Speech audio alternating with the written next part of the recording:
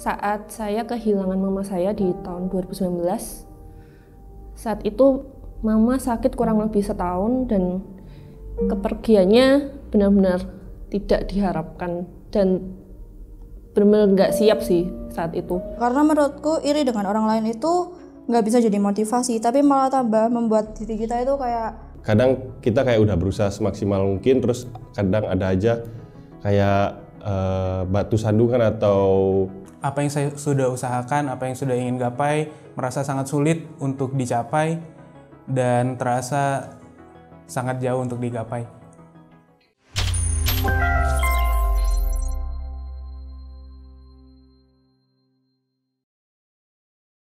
Oke, nama aku Arya, biasa dipanggil Arya. Umur aku sekarang tahun ini 23 tahun. Nama saya Steven, biasa dipanggil Ajung, umur 20 tahun. namaku Angel, sekarang umurku 18 tahun. Nama saya Merlin, usia 31 tahun.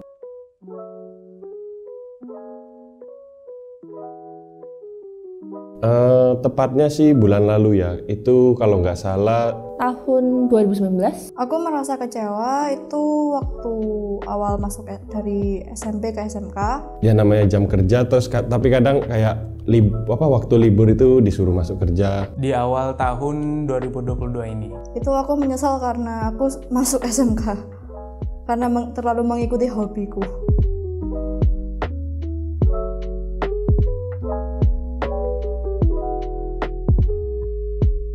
pernah. Menyesal dengan diri sendiri tentu pernah. Iya, jelas pernah. Saat saya kehilangan mama saya di tahun 2019, saat itu mama sakit kurang lebih setahun dan kepergiannya benar-benar tidak diharapkan dan benar-benar nggak siap sih saat itu.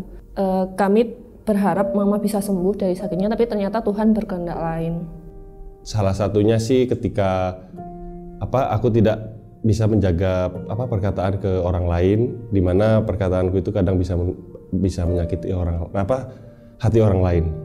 Ketika saya melewati kesempatan baik yang telah diberikan. Ya, aku pernah menyesal pada saat minggu lalu. Aku menyesal karena sudah ikut masuk jurusan Boga, dan aku menyesal juga karena ingin ikut mengambil bagian dalam tugas sekolah.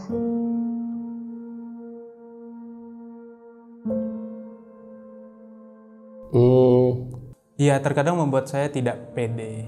Tidak. Saat itu ya, karena seperti saya belum melakukan semaksimal mungkin untuk menolong mama. Kalau tidak percaya diri, enggak terlalu ya.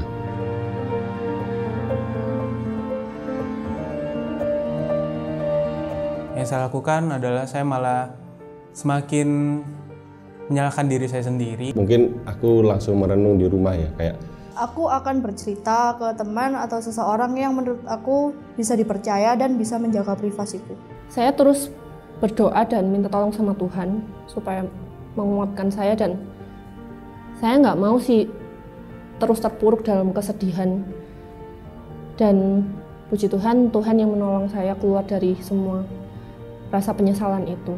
seperti introspeksi diri, ngerasa kayak kok bisa sampai keluar kata seperti itu sih dari perkataan aku. Terus ya berusaha untuk memperbaiki diri sendiri.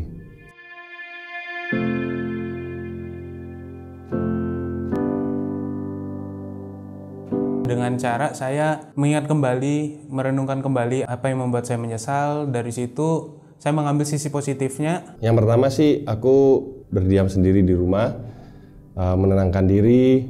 Kalau dari saran teman-temanku, aku disuruh untuk berdoa dan diam sejenak di satu tempat dan tidak berkomunikasi dengan siapapun. Kadang meluapkan emosi atau meluapkan rasa penyesalan itu kadang ke bermain game atau bisa healing jalan-jalan, seperti itu sih. Dan yang negatif saya lupakan, dan itu membuat saya lebih lega. Tapi kalau untuk dari aku sendiri, aku akan lebih mengarah ke nonton atau pergi bersama orang lain, orang-orang yang akan membuat aku merasa nyaman dan melupakan hal-hal itu.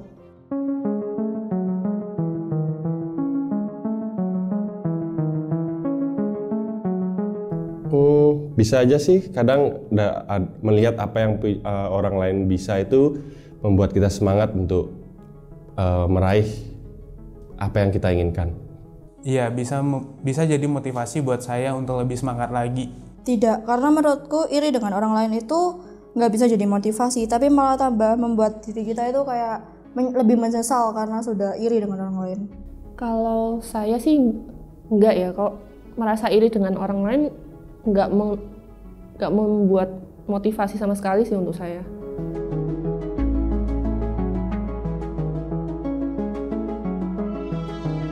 Itu bisa dari kadang kita kayak udah berusaha semaksimal mungkin, terus kadang ada aja kayak batu sandungan atau Apa yang saya sudah usahakan, apa yang sudah ingin gapai, merasa sangat sulit untuk dicapai dan terasa sangat jauh untuk digapai.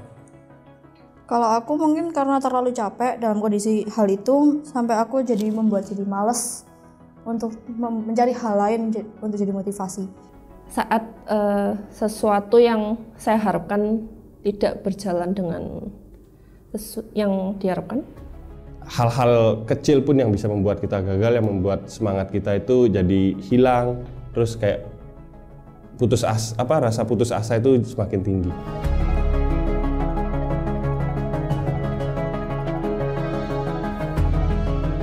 Nah, dari aku ada beberapa sih ya, yang salah satunya paling kayak ngeluapin perasaan lagi down itu lewat Sejauh ini untuk bertahan, dan itu membuat saya lebih semangat lagi karena sudah setengah jalan, masa cuman ditinggalkan langsung menyerah aja gitu. Buat ngilangin down itu mungkin aku bisa nonton drakor, main game, atau mungkin cari hal-hal baru yang belum pernah aku coba. Menonton video-video motivasi. seperti main kalau dari hobi aku sih kadang main basket atau kadang main sama teman, main badminton, kumpul-kumpul bersama teman, terus melihat lagi dari mimpi aku yang pengen diraih, jadi biar kayak ada semangat lagi untuk menggapai dan memunculkan rasa motivasi lagi, seperti itu sih.